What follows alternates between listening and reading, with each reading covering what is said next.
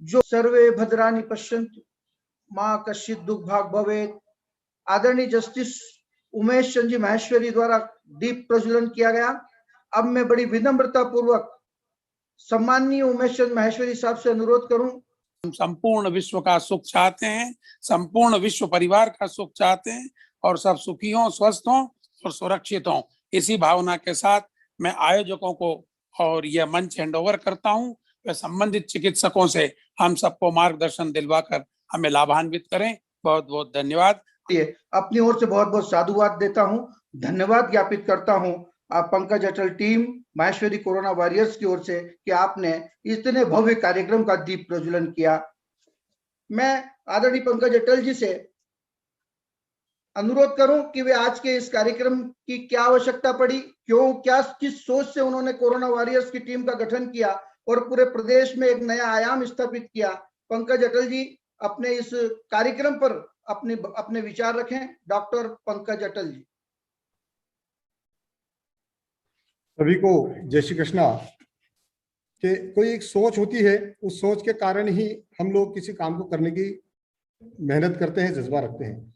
और इस कड़ी में मेरे लिए प्रेरणास्पद रहे भाई योगेश जी मुंद्रा जो डॉक्टर साहब हैं। मैं आज के इस अवसर पर ज्यादा न कहते हुए अपने पूरी टीम का, पूरे समाज बंधुओं का सादर नमन करता हूं और इस भावना के साथ कि आने वाले समय में हम लोग इसी भावना के साथ, इसी उद्देश्य के साथ आगे समाज की सेवा करते रहेंगे। और डॉक्टर्स जो हमारे ईश्वर हैं, हमारे भगवान हैं, हम उनके माध्यम से हमारे एक भी समाज बंधु को, एक भी राष्ट्रीय बंधु को इस बीमारी से ग्रसित नहीं होने देंगे। अगर हो गए हैं तो उन्हें हर हाल में ठीक करने का और उन्हें सही करके घर पहुंचाने का माजदा रखते हैं और ये कोशिश करते हैं। और इसी के साथ मैं अपनी वाणी को विराम देता हूं और सभी डॉक्टरों का शत नमन करता हूं, मेरे साथियों का नमन करता हूं। जय महेश, जय हिंद, जय Bharat. Hello, I am Dr. Ravi Doshi. I work in Sri Aurobindo Institute of Medical Sciences, where I head the Department of Chest and Respiratory Diseases. Today, we all are dealing with the COVID-19 epidemic, and rather, it's more of a pandemic. न सिर्फ हमारी city, हमारा area, हमारी colony, यहाँ तक कि हमारे आस पड़ोसी सभी कोविड से कहीं ना कहीं अछूते नहीं रहे हैं। और भारत के हर एक परिवार में एक न एक कोविड या कोविड से संबंधित समस्या को अब हम देख पा रहे हैं।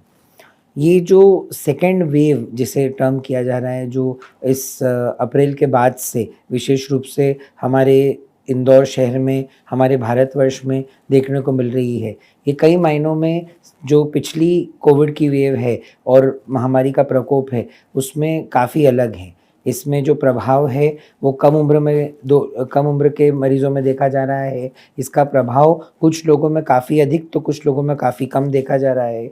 सीटी स्कैन और मरीज के presentation, that means inside involvement and patient की कंप्लेंट्स में ज़मीन आसमान का फ़र्क है।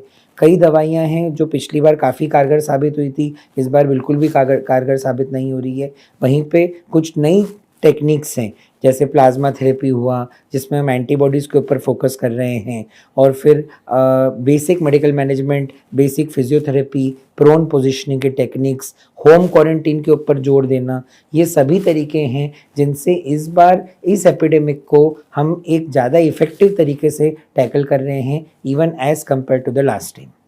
द बिगेस्ट बून जो इस बार हमें है वो वैक्सीनेशन के रूप में है। वैक्सीनेशन के आने से बहुत ही ट्रेमेंडस बेनिफिट हमारे पेशेंट्स को हुआ है। और जो पेशेंट्स वैक्सीनेशन के बाद भी बीमार हो जाते हैं या फिर एडमिट हो रहे हैं, निश्चित रूप से हमें उनमें बीमारी से लड़ने में और बीमारी की तीव्रता को कम करने में काफ़ी मदद मिल रही है, क्योंकि वैक्सीन के द्वारा दी हुई immunity really is the answer to this particular viral problem. Viral बीमारियों के लिए कभी भी कोई भी उपयोगी दवाई अभी तक न बन पाई है और भविष्य में शायद बन जाए, यही हम कामना कर सकते हैं।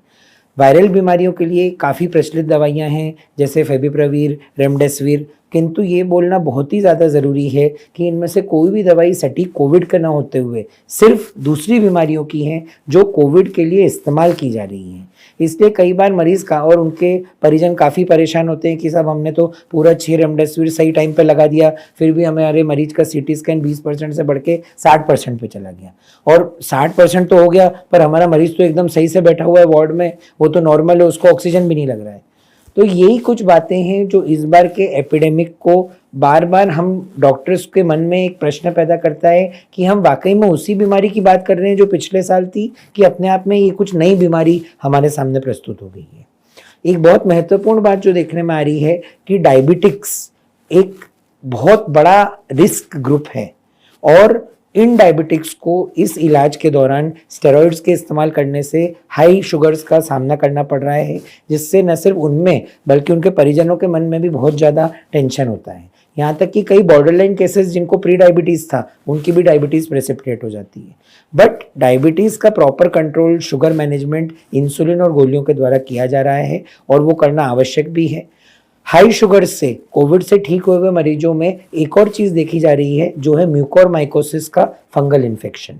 यह एक बहुत ही घातक प्रकार का फंगस है जो मरीज के नाक एवं आँख को प्रभावित करता है, एवं इसने कभी कभी आँखों की रोशनी भी चली जाती है। इसका उपचार एंटी फंगल दवाइयों से और सर्जरी के द्वारा किया जाता है।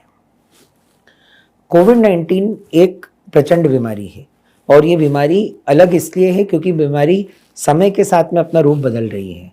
हमें चाहिए कि जो स्टैंडर्ड प्रैक्टिस हमें इस बीमारी से दूर रख सकती है वो है सावधानी, प्रॉपर इंफॉर्मेशन लेना, मिस इन्फॉर्मेशन से बचना, एवं हमें सोशल डिस्टेंसिंग और मास्क पहनने के नियम का पालन बहुत ही कड़ाई से करना पड़ेगा।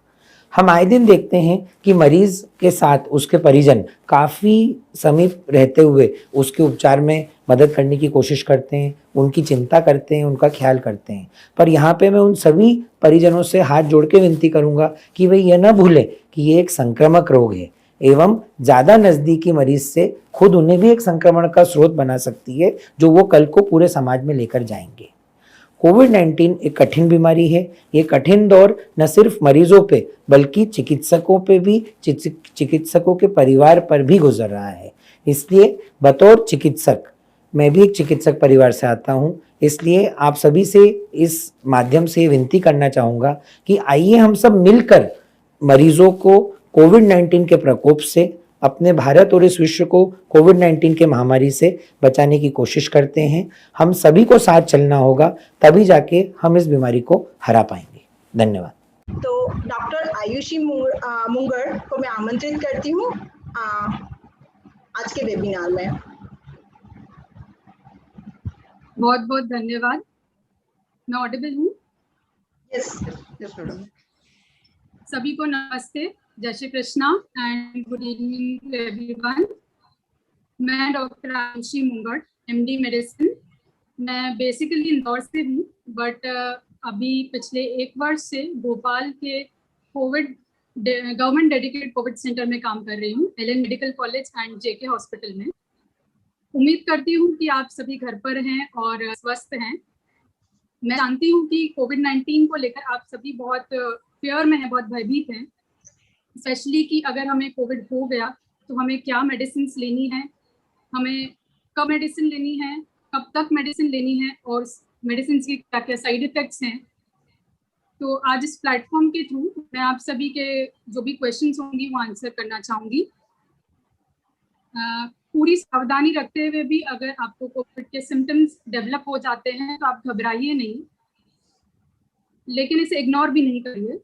ये जो सिम्टम्स हैं आप अपने डॉक्टर को बताइए और उनसे treatment as soon as possible start कराइए। हम सभी आपके लिए अवेलेबल हैं 24 आवर्स, और मुझे खुशी होगी कि मैं अगर कोविड को लेकर आपकी समस्या कम कर पाऊँ।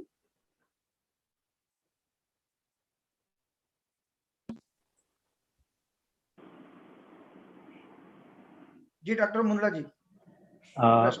डॉक्टर आयुषी, मैं आपसे रिक्वेस्ट करूंगा,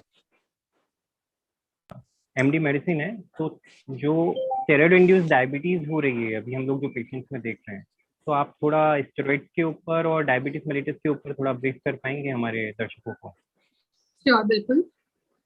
स्टेरॉइड्स का नाम सुनते ही काफी लोग डर जाते हैं कि कोविड में हमें स्टेरॉइड्स क्यों दिए जा रहे हैं, इसके साइड इफेक्ट्स बहुत सारे हैं और बहुत सारे मिसकंसेप्शन है स्टेरॉइड्स को लेकर के। बट स्टेरॉइड जो है वो मेन लाइन ऑफ ट्रीटमेंट है हमारे कोविड के ट्रीटमेंट में। बट कुछ बातें जो हमें ध्यान रखनी होगी स्टेरॉइड के लिए, हम जान ले पहले कि हम स्टेरॉइड क्यों दे रहे हैं कोविड में। कोविड का जो इन्फेक्शन है इसमें हम जानते हैं कि फेफड़ों में इन्फेक्शन हो जाता है, जिसकी वजह से फेफड़ों में सूजन आ जाती है। इस सूजन को कम करने के लिए हम स्टेरॉइड देते हैं, लेकिन इसका क्या डोज है, कितने डोज पर जाएगा, कब स्टार्ट करना है, यह सब चीजें आपके कंसल्टेंट, आपके डॉक्टर ही डिसाइड करेंगे। ये रिक्वेस्ट है मेरी आप सभी से कि इसे सेल्फ मेडिकेशन के फॉर्म में नहीं लीजिए, डॉक्टर प्रिस्क्राइब करे तभी ये मेडिकेशन स्टार्ट करें, specially in diabetic patient, because ये जो मेडिकेशन है ये आपका शुगर लेवल यानी कि शक्कर की मात्रा जो है आपके खून में, आपके शरीर में बढ़ा देती है। यह मेडिकेशन जो है ये एक आप मान सकते हैं कि दो धारी तलवार है, कि इसके फायदे भी हैं बट उसके साथ में कुछ नुकसान भी हैं जिनका हमें ध्यान रखना होगा।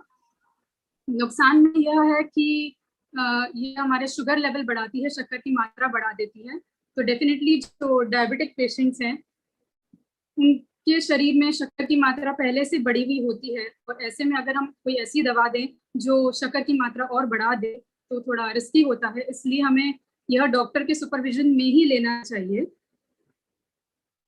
कुछ लोगों का यह क्वेश्चन होता है, मेरे पास कॉल आता है कि यह स्टेरॉइड लेने के बाद कितने समय बाद हमारा स्टेरॉइड शक्कर लेवल बढ़ जाएगा।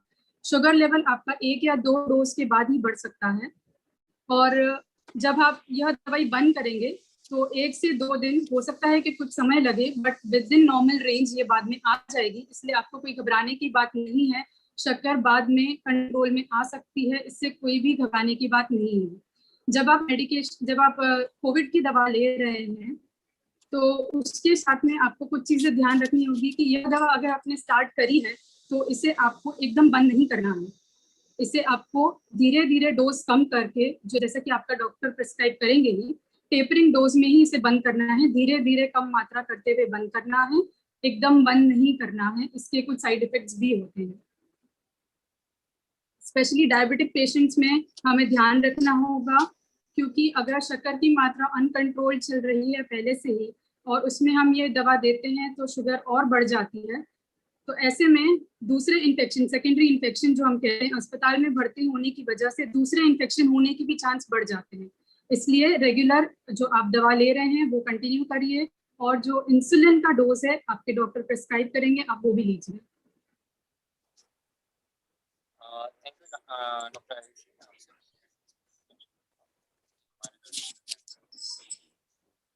काफी दर्शकों का क्वेश्चन आया है कि अगर हम लोग कोविड पॉजिटिव होते हैं तो क्या स्टार्टिंग से ही हमको एंटीवायरल ड्रग सभी में, एंटीवायरल दवाइयाँ जो हैं वो सभी में स्टार्ट करनी है, सारे मरीजों में स्टार्ट करनी है, या उसके लिए कुछ पर्टिकुलर स्पेसिफिक सिम्टम्स हैं जिसमें हम लोगों को, लक्षण है जिसमें हम लोगों को स्टार्ट करना है?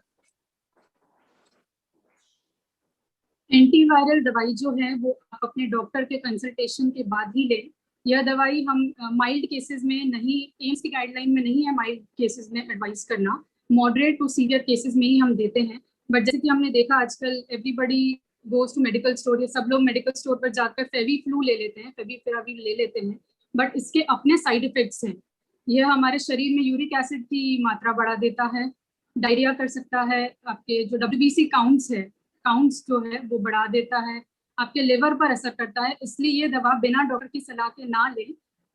रेमडेसिविर भी आपके डॉक्टर अगर एडवाइस करते हैं तो ही आप लगवाइए, अदरवाइज मत लगवाइए। आप इंसिस्ट मत करिए डॉक्टर को कि आप रेमडेसिविर लगाइए, इससे बेहतर इलाज होगा, ऐसा कुछ भी नहीं है। बाकी दवाइयां जो है वो भी अपना उतनी ही इफेक्टिव है जितनी की एंटीवायरल ड्रग्स है।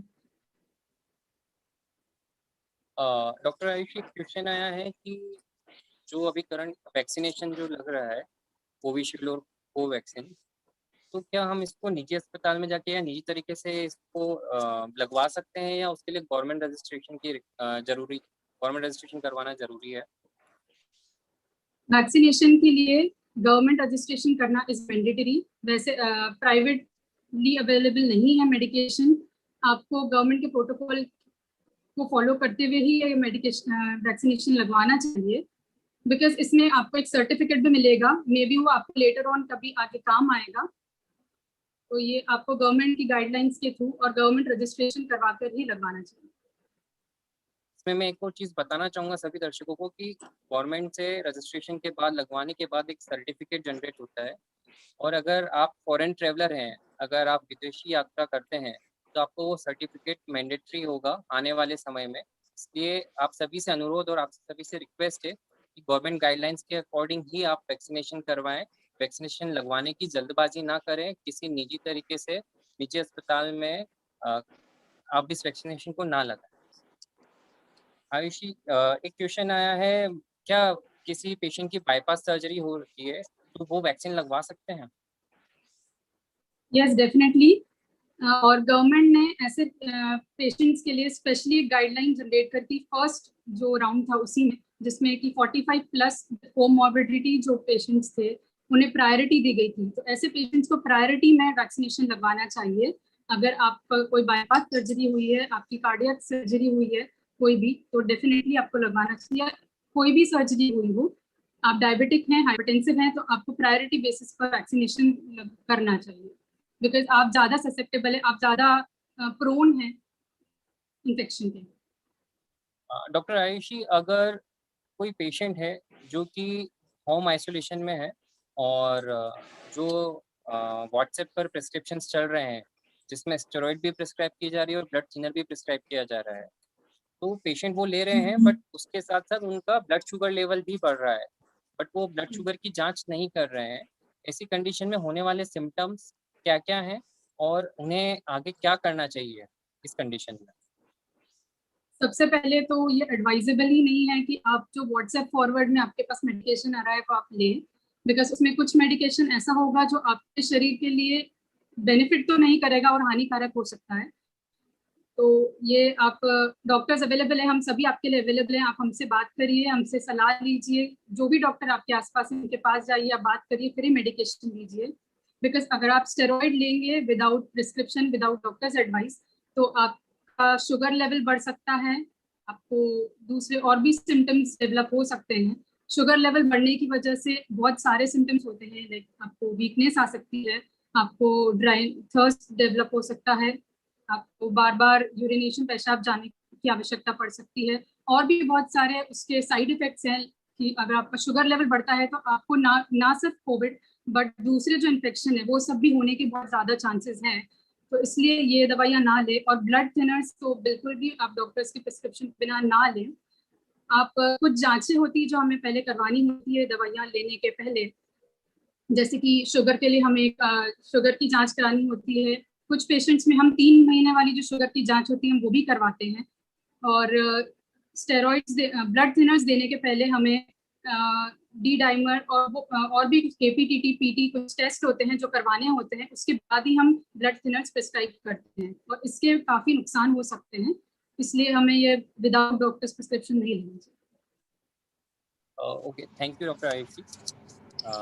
मैं अजय जी से आग्रह करूंगा कि हमारे बहुत बहुत धन्यवाद सम्माननीय डॉक्टर मुंगड़ जी, जिन्होंने बहुत ही सरल भाषा में इतनी जटिल समस्याओं का, इतने कठिन प्रश्नों का उत्तर दिया और सबका मार्गदर्शन किया।